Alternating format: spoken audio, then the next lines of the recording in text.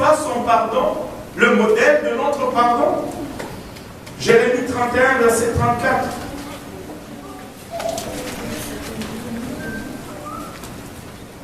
Jérémie 31, verset 34 nous dit, celui-ci n'enseignera plus son prochain, ni celui-là son frère, en disant, connaissez l'Éternel, car tous me connaîtront, depuis le plus petit jusqu'au plus grand, dit l'Éternel, car je pardonnerai leur iniquité et je ne me souviendrai plus de leurs péchés. Mais qu'est-ce qui se passe alors? Oh! Si Dieu ne se souvient pas, comment ça se fait que moi je n'arrive pas à ne pas me souvenir? Si je dois pardonner comme lui. Donc si je me souviens, je n'ai pas pardonné comme lui.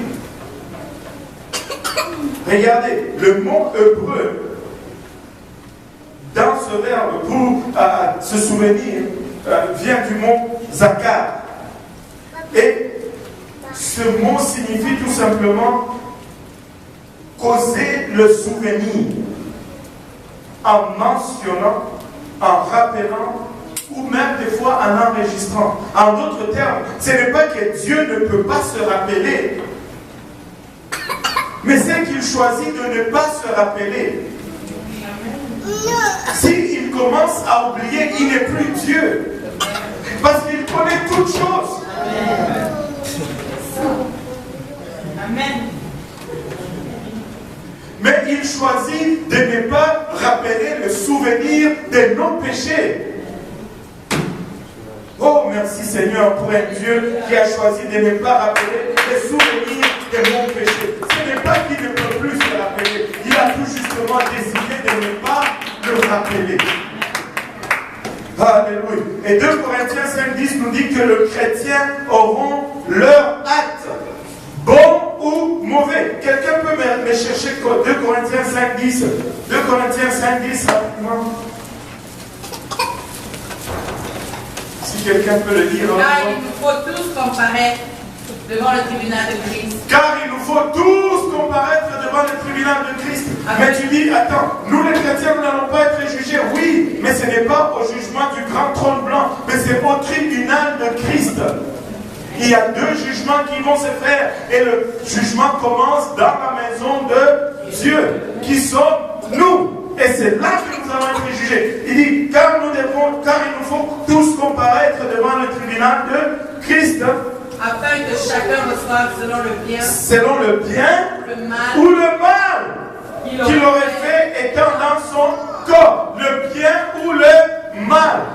5 Corinthiens 10 nous rappelle que Dieu va mentionner nos biens et nos mal. Et c'est selon cela que... Et s'il a déjà oublié, comment est-ce que ceci va se faire?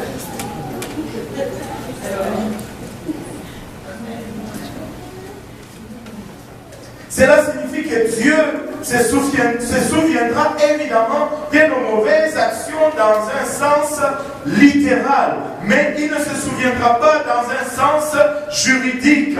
Il va dire, oui, tu as fait ceci, mais tu es pardonné. Oublier, cela ne veut pas dire, je ne sais plus même ce que tu as fait. Ce n'est pas ça du tout. Ça veut dire rappeler le péché ou le tort de quelqu'un.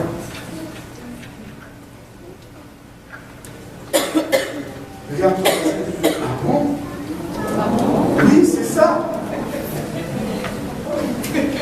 Romains 4, 7 nous dit, heureux ceux dont les iniquités sont pardonnées et dont les péchés sont couverts. Heureux l'homme à qui le Seigneur n'impute pas son péché, c'est-à-dire il ne connaîtra pas une conséquence éternelle de son péché. Nos péchés sont couverts. En plus de cela, nous ne sommes pas des dieux. Nous ne sommes pas divins. Regardez, notre mémoire est faillible. Et souvent, nous allons oublier. Parfois, nous allons oublier les choses que nous ne voulions pas oublier. Et des fois, nous allons nous souvenir de celles que nous voulions oublier.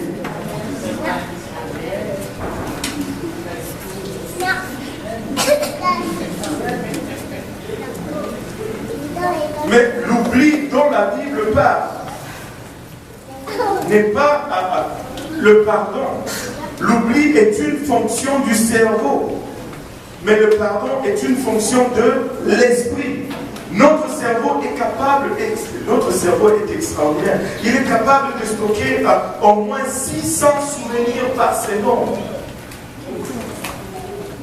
Wow! 1,5 trillion de bits d'informations sur une période de 75 ans. C'est énorme.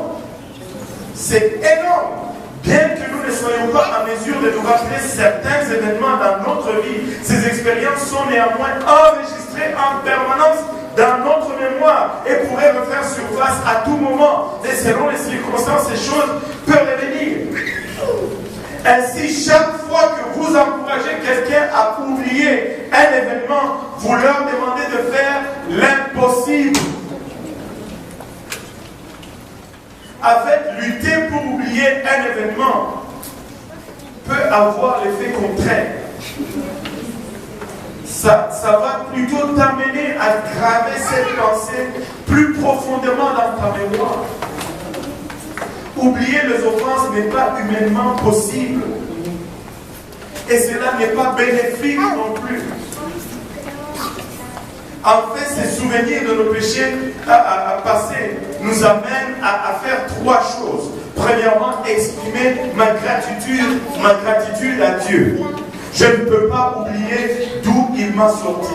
Je ne peux pas oublier mes erreurs, mes défaillances, mes échecs. C'est ce qui me fait reconnaître la grandeur de la grâce et de la bonté de Dieu dans ma vie. Parce que je dois reconnaître continuellement que là où je suis, ce n'est pas parce que j'ai fait ceci ou j'ai fait cela. Parce que si on regardait ce que j'ai fait, je ne devrais même pas être là où je suis.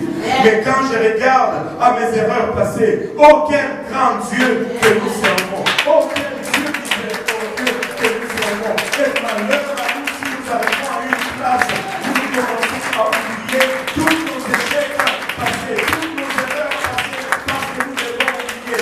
Non, il n'est pas question d'oublier, il est question de savoir comment regarder à nos erreurs. Le souvenir de mon passé, de mes échecs, permet d'éteindre l'orgueil et la fierté en nous.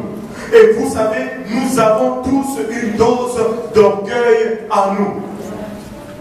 Nous avons tous une dose d'orgueil en nous. Et si tu commences à te regarder comme si tu n'avais rien fait jamais, écoute, tu marches comme un orgueilleux et un hautain.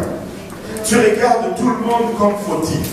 Et c'est tout le temps la faute des autres, et toi tu n'es jamais en tort.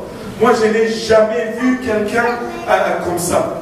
Je n'ai jamais vu une situation ou une circonstance dans laquelle c'est seulement une personne qui a tort et l'autre a toujours raison. Et quand tu regardes vraiment toutes les situations, à quelque part tout le monde a tort et à quelque part tout le monde a raison. L'orgueil, c'est un des péchés les plus dangereux auxquels nous faisons face. Parce qu'il est très subtil. C'est vraiment le péché du serpent lui-même. Il vient subtilement. Et quand tu penses que tu en as, c'est alors que, enfin, quand tu penses que tu n'en as pas, c'est alors que tu en as vraiment plein.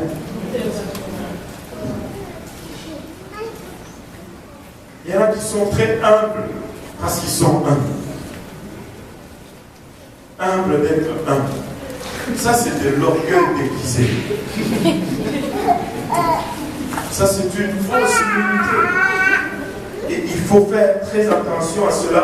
Mais c'est les souvenirs de mes infirmités. C'est les souvenirs de qui je suis, d'où Dieu m'a tiré, de mes erreurs, de mes défaillances, qui gardent mon cœur à la bonne place.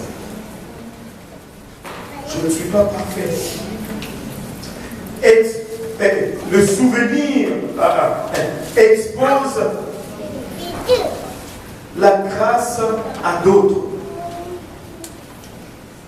Écoutez, si celui qui est dans le problème ne peut pas voir que moi j'ai été pardonné et que Dieu m'a accepté, pourquoi est-ce qu'il va venir à ses dieux?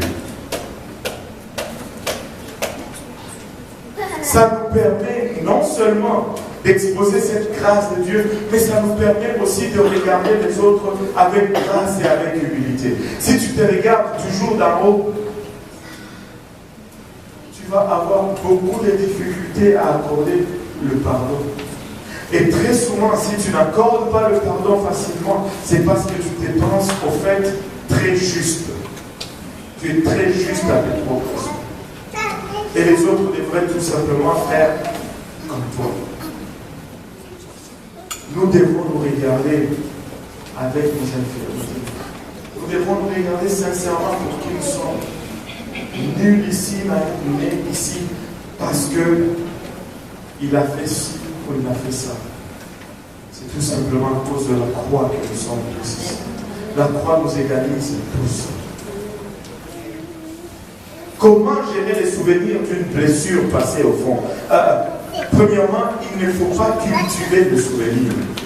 Il y en a qui vont se torturer avec quelque chose de mal, une offense qui a été faite envers eux. Ils vont se torturer.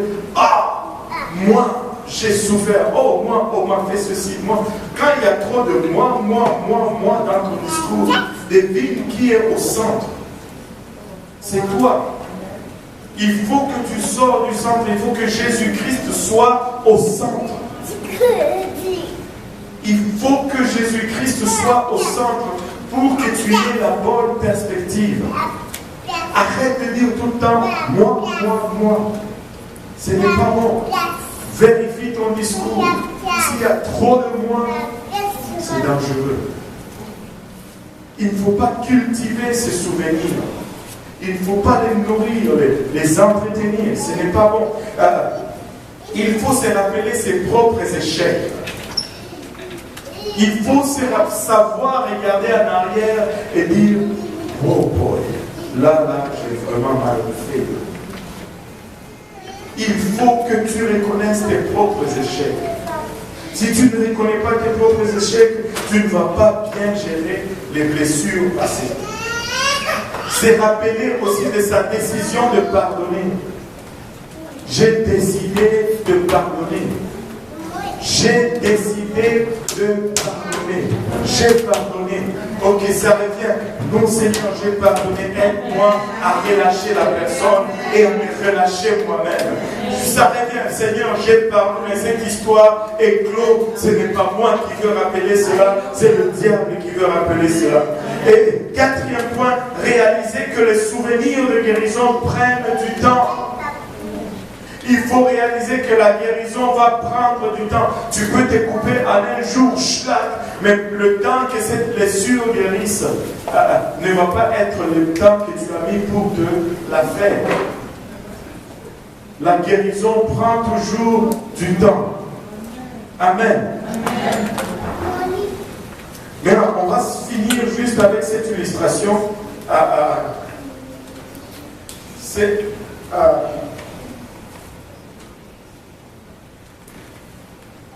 une madame qui s'appelle Corrie ten Boom qui avait subi des atrocités durant la période de nazis et toutes ces choses. Elle a été prisonnée par les nazis.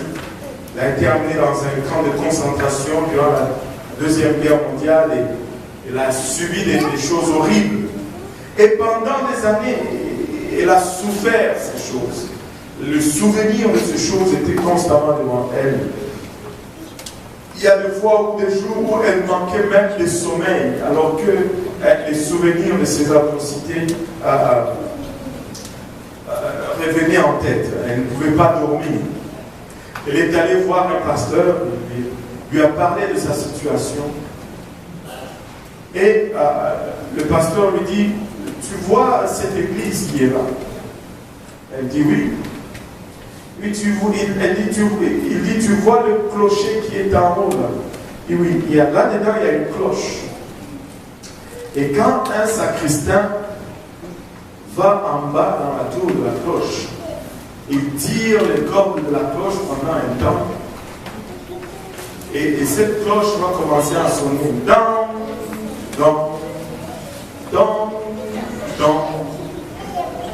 Qui a encore ce souvenir?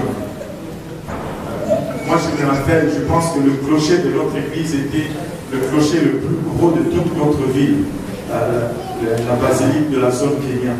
Des fois, quand il commençait à sonner, ça prenait presque 45 minutes, 1 heure avant que ça s'arrête. Parce que les trucs étaient tellement gros que le sacristain, quand il commençait à le faire bouger, c'était tranquillement d'abord. Et après, à un moment lui-même, il balançait, il montait littéralement avec le cloche et descendait avec. Et c'est vrai, j'ai vu le frère Mathieu monter avec la corde et puis descendre avec. Et quand ça commençait à sonner, et le frère Mathieu allait lâcher la corde.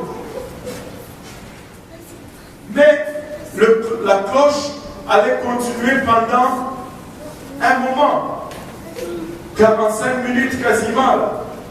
Donc, jusqu'à ce que tu entends ces coups s'espacer, jusqu'à ce que tu vois le dernier coup, et ça continue à balancer, mais ça ne cogne pas jusqu'à ce qu'il va arrêter.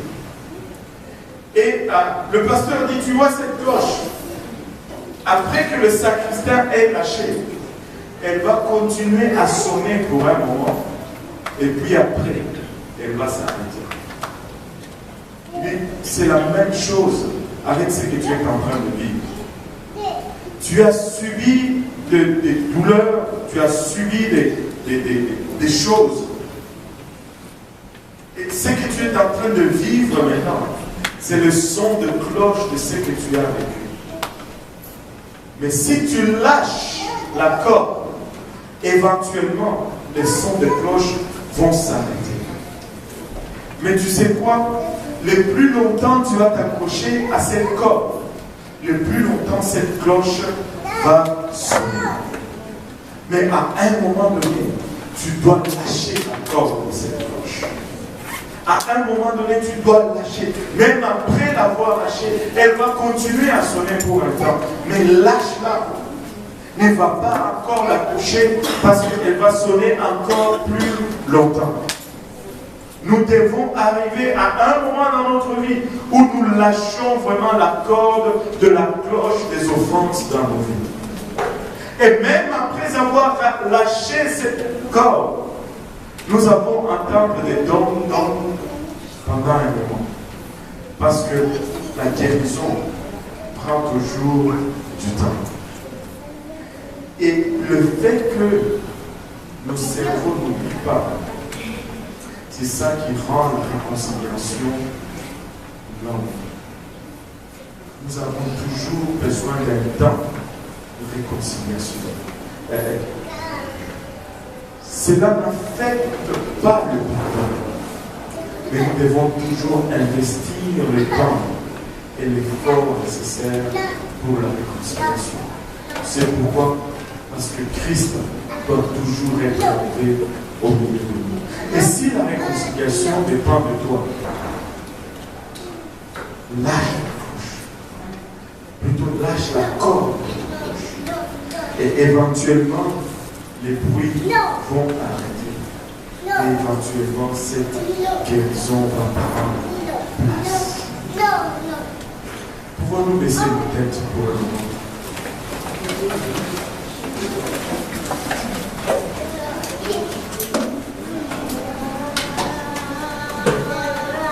Père Céleste, nous te rendons grâce encore une fois, Papa, pour ton amour.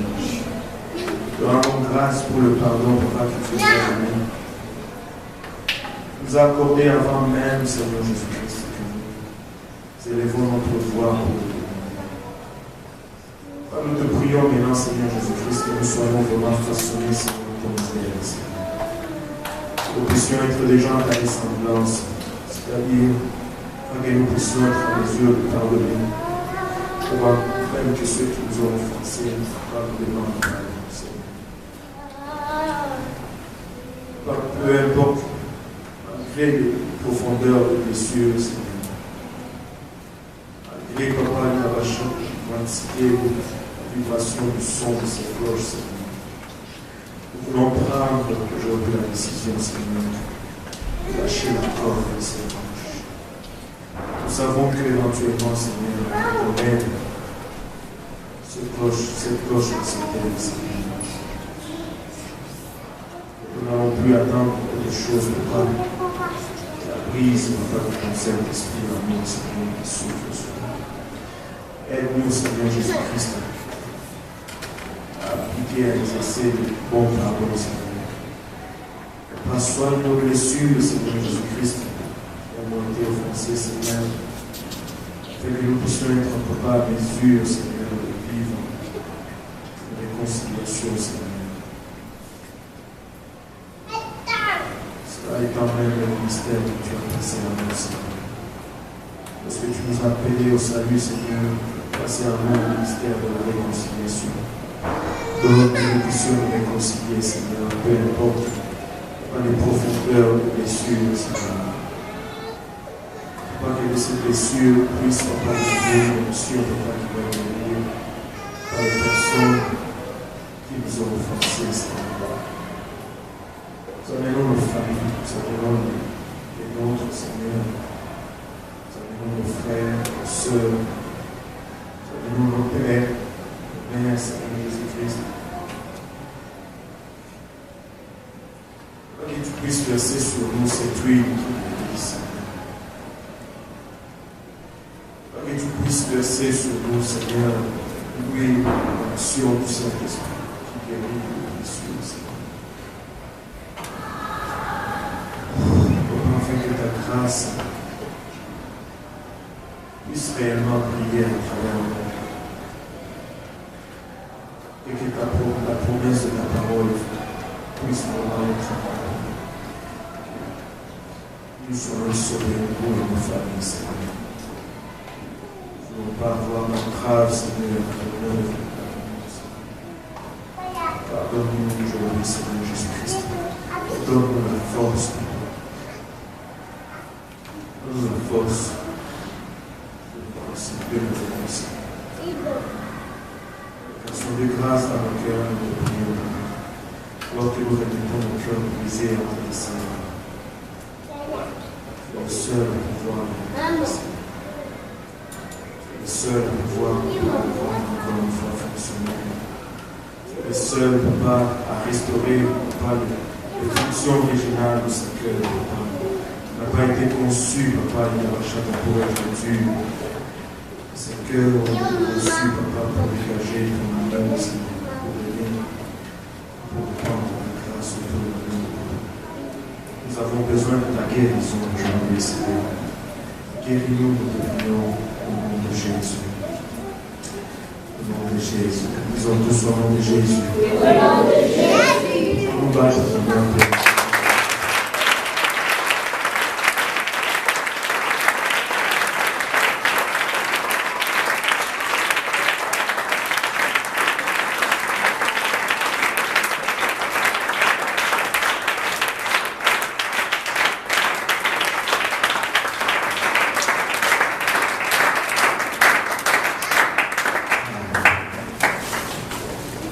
Toi seul,